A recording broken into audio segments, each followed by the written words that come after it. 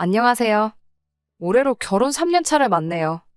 아직 저와 남편 사이에는 아이가 없습니다. 원래는 남편과 신혼을 1년 정도 즐기고, 그리고 나서 천천히 자녀 계획을 갖기로 정했었거든요.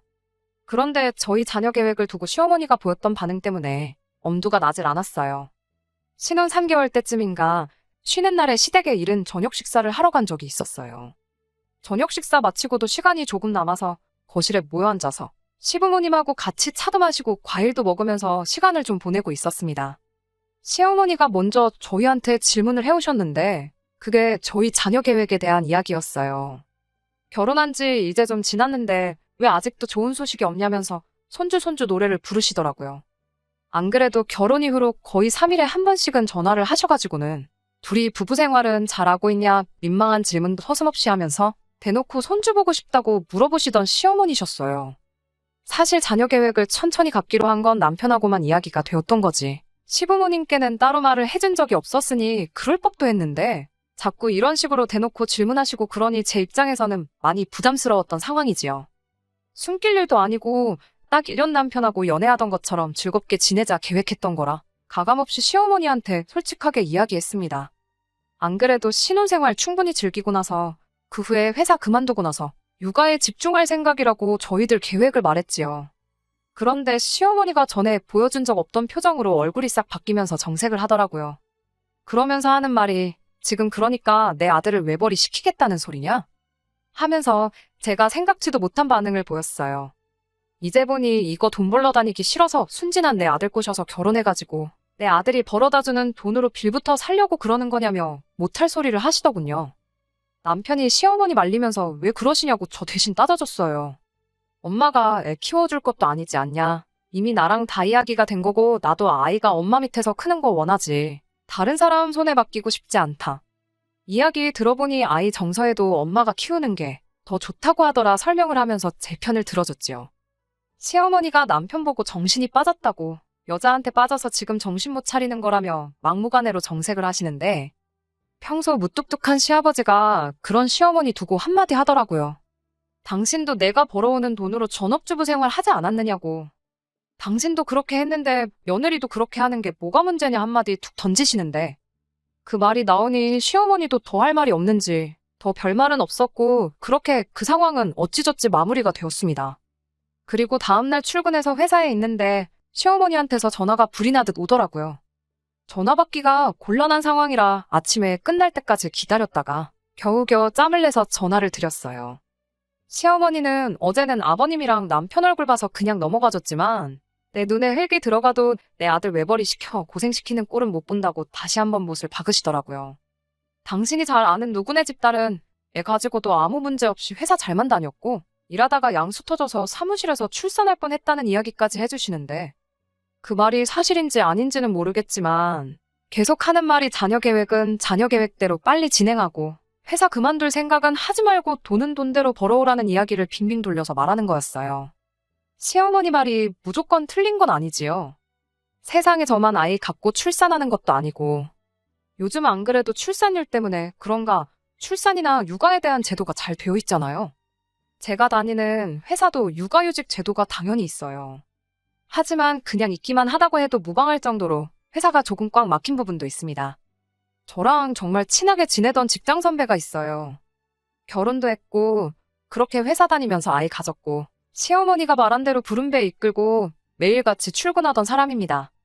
아무튼 그 선배가 출산을 앞두고 휴가를 냈는데 1년 정도 육아휴직까지 하겠다고 하니 휴가 시작된 첫날에 모두가 보는 앞에서 그 선배 책상을 빼는 모습을 직접 제 두 눈으로 목격했던지라 솔직히 제 입장에서는 자녀 계획과 회사 두 마리 토끼를 동시에 잡는다는 게 엄두가 나질 않았습니다.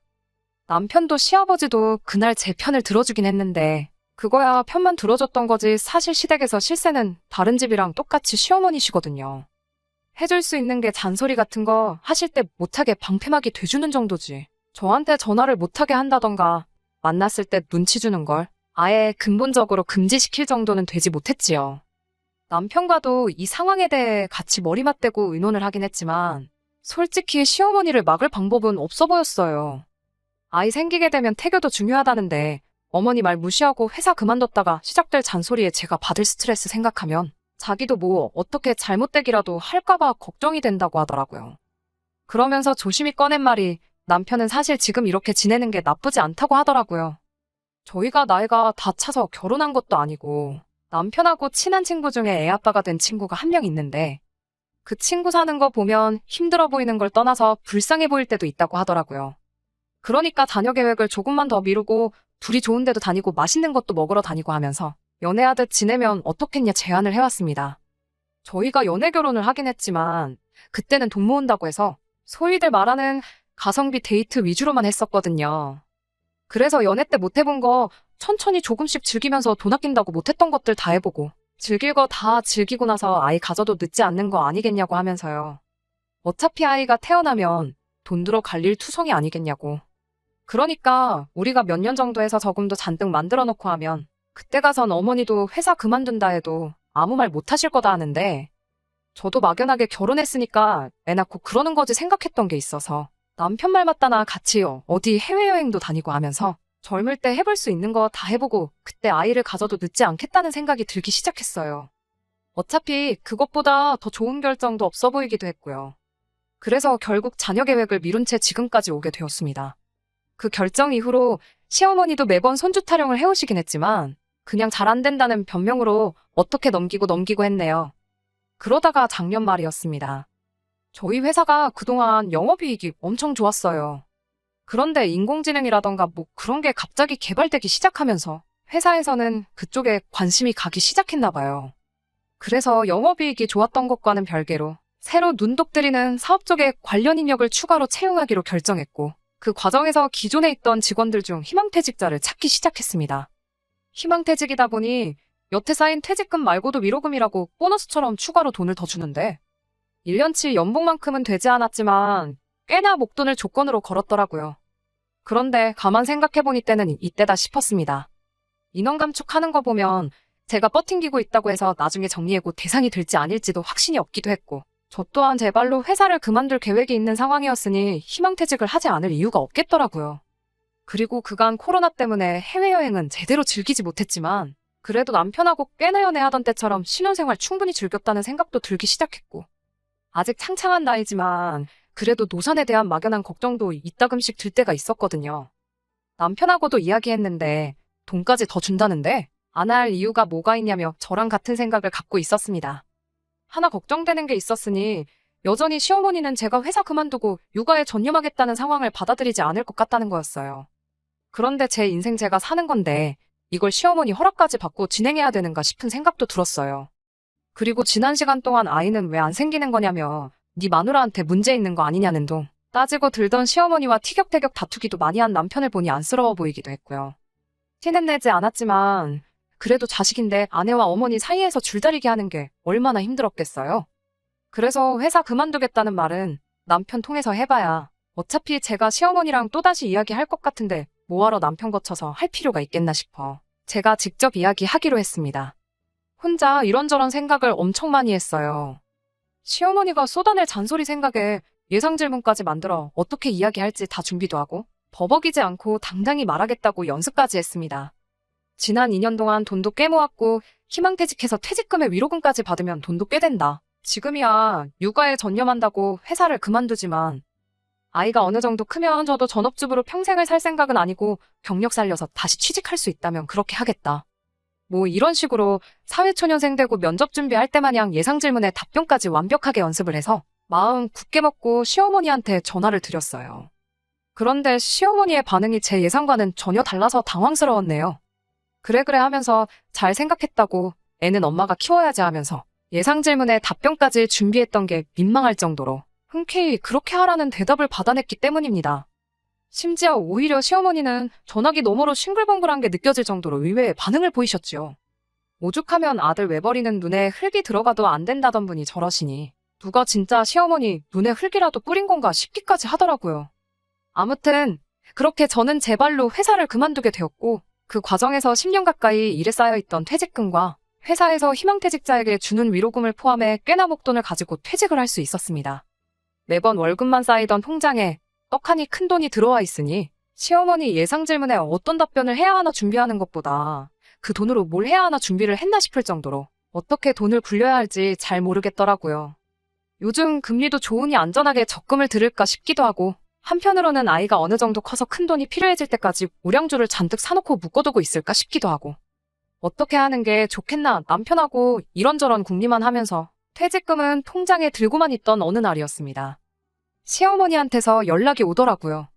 제 퇴직에 흔쾌히 그러자 하시고 그 뒤로는 별다른 문제 없이 잘 지내던 와중이었는데 그날따라 울리는 전화벨 소리가 왜 그렇게 안 좋은 예감이 들던지 전화를 받으니 제가 여보세요라고 말하기도 전에 시어머니가 바로 본론부터 꺼내왔습니다.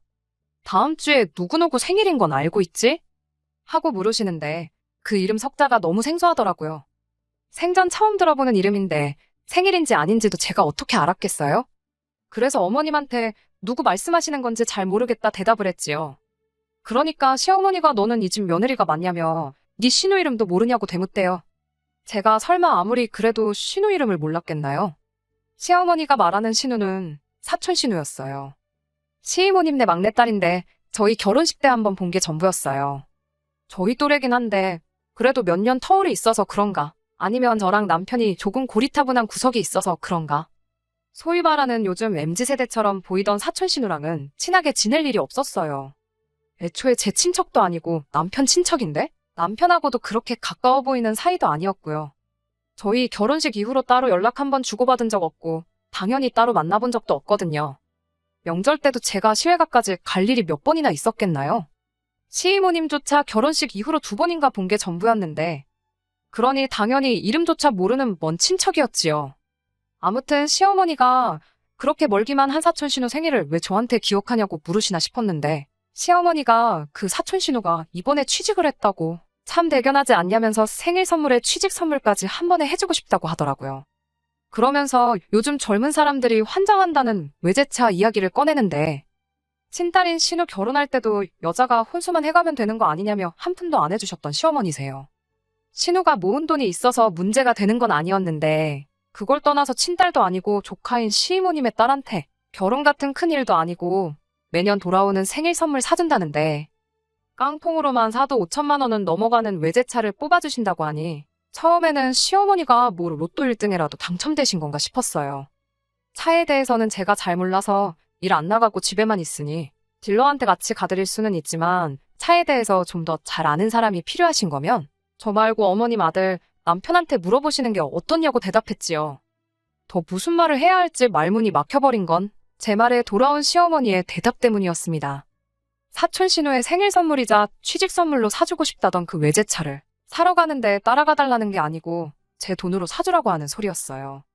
제가 제대로 들은 게 맞나 싶어서 어머님한테 사촌 신우 외제차를 제 돈으로 뽑아주자는 거냐 되물었는데 제대로 들은 게 맞다고 귀는 폼으로 달고 다니냐면서 저한테 또 잔소리를 하시대요. 회사 나오면서 퇴직금 잔뜩 받았다고 하지 않았냐고 그 돈 뒀다 뭐 할 거냐고 이참에 가족들을 위해 쓰라고 하는 겁니다. 가족들을 위해 쓴다고 하기엔 사촌 신우는 저희 집 옆집 사는 아주머니네 큰딸이 주말마다 방문할 때 데리고 오는 강아지보다 멀게만 느껴지는 사람이었어요. 애초에 당장 그게 사촌 신우 생일이 아니고 우리 진짜 신우 생일이라고 해도 세상에 저희가 무슨 재벌집도 아니고 생일에 외제차를 뽑아주는 게 말이나 되냐고. 그리고 그 돈은 지금 통장에 모셔두고 있긴 하지만 앞으로 태어날 우리 아이한테 쓰기 위해 저금해둘 돈이지 얼굴도 가물가물한 어머님 조카한테 가져다 바칠 돈은 아니라고 사촌 신우한테는 자동차 모형조차 사줄 생각 없다고 딱 잘라 말했습니다. 시어머니는 저보고 괘씸하다며 이제 니는 돈도 안 벌고 앞으로 내 아들이 벌어오는 돈으로 집에서 놀기만 하면서 호의호식 할 건데 그 돈이 그렇게 아깝냐면서 푼돈 가지고 지금 유세 부리는 거냐 따지시더라고요. 손주를 인질로 잡고 일 그만두고 내 아들 돈으로 살겠다는 거? 넓은 마음으로 그렇게 하게 해줬더니 은혜도 모른다고 저보고 배은망덕하다니 어쩌니 하면서 또 엄청나게 싫은 소리를 퍼붓기 시작했어요. 앞으로 시어머니와 잘 지내고 싶은 생각이었지만 제가 계속 저 자세로 안 된다고 쩔쩔 매기만 해봐야 이 상황이 절대 끝나진 않겠다 싶어서 저도 강하게 나갔습니다. 어머님은 그깟 푼돈이 없어서 시조카 생일 선물을 며느리 돈으로 해주려고 하시느냐 따졌지요. 애초에 그 사촌 신우 밖에서 마주쳐도 얼굴조차 기억이 안 나서 그냥 지나칠 저한테는 남과 다름없는 사람이라고요. 얼굴도 모르는 사람한테 제가 10년 가까이 고생해서 모은 퇴직금을 가져다 바치라고 하시는 소리냐 따졌고 시어머니는 당연히 제 반응에 저거 말하는 꼬라지 좀 보라며 노발대발 하시더니 급기야는 그렇게 나오면 당신이 어떻게 나오는지 보라며 저랑 연 끊고 살겠다고. 그리고 그렇게 하면서 내 아들도 다시 데려갈 테니 평생 이혼녀로 살아가고 싶으면 그렇게 하라고 하는 겁니다. 직장도 네 발로 직접 관뒀으니 앞으로 돈 한 푼 못 벌 텐데 당신한테 아들 뺏기고 쫄쫄 굶어가며 살아봐야. 아, 그때 내가 어머님 말 듣고 사촌 씨는 외제차 뽑아줄 거라고 후회할 텐데 그땐 이미 늦은 거 아니겠냐며 겁을 주시더라고요. 정말이지 너무 무서워서 혼났네요. 아무튼 그날 저녁에 퇴근한 남편 불러서 어머님하고 이런 일이 있었다 털어놓았습니다. 며느리인 입장에서 시어머니랑 맞불 놓고 싸운 건 잘한 거 없는 거 안다 이야기를 했는데 남편도 시어머니 억지가 어이가 없었는지 오히려 저보고 잘했다고 해주더라고요. 애초에 어머니가 이혼하라고 해도 자기는 그럴 생각 없으니까 그냥 한 귀로 듣고 한 귀로 흘려 못 들은 걸로 하라더군요. 그날로부터 며칠이 지나고 나서 이 상황의 전말을 알게 되었어요. 알고 보니 시어머니가 시이모님한테서 큰 돈을 빌린 게 있었다고 하더라고요.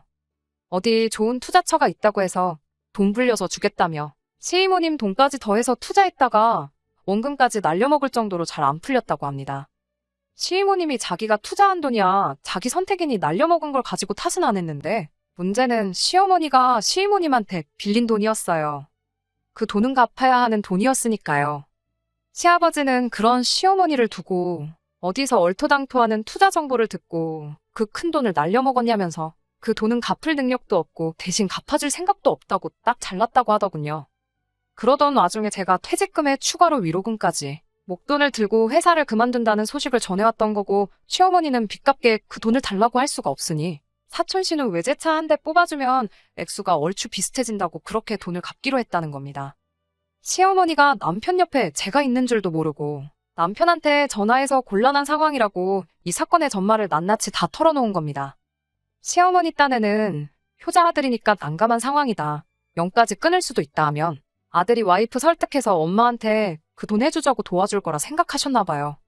하지만 남편도 시아버지가 했던 반응 그대로 그거 어머니가 진 빚이고 어머니가 날려먹은 돈인데 그걸 왜 우리한테 찾냐고 칼같이 선을 긋더라고요. 한 푼 두 푼이면 생각은 해보겠는데 몇 천만 원 되는 걸 그렇게 달라고 하셔봐야 무슨 방법이 있겠냐고.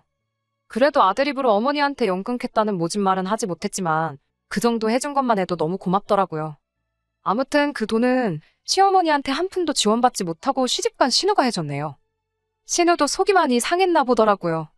결혼할 때 남자 쪽만큼 못해간 것 때문에 그간 시댁의 눈치 아닌 눈치를 보고 있었는데 그래도 어머니 상황이 곤란하니 엄마 챙기는 건 딸밖에 없다고 어떻게 그 돈을 마련해줬나 보더라고요.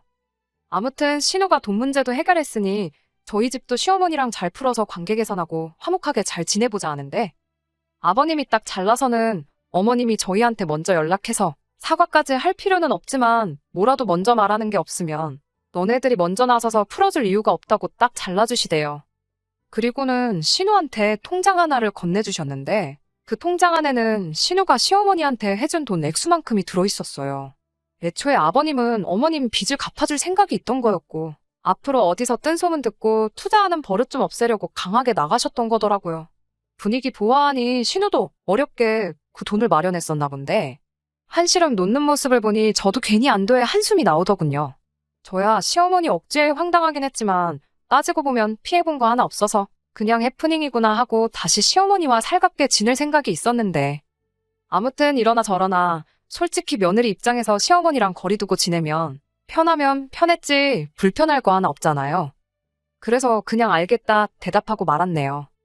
신우나 남편 보면 저 혼자 하는 이야기지만 저런 어머니 밑에서 어떻게 이렇게 속 깊은 자식들이 있나 싶을 때도 있는데 아마 두 사람은 어머니가 아니라 아버지를 닮아서 그랬나 봅니다. 끝까지 들어주셔서 감사합니다. 오늘의 사연은 여기까지입니다.